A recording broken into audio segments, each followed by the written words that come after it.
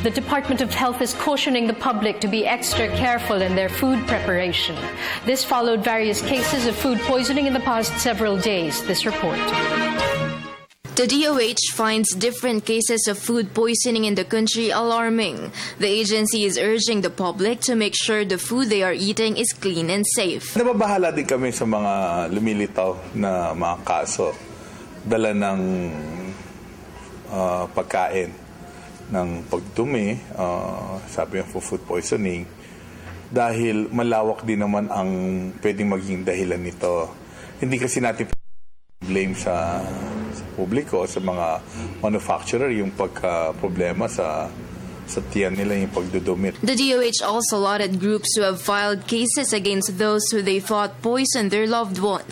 The Health Department added any food sample is immediately analyzed in their laboratory to determine what causes the poisoning.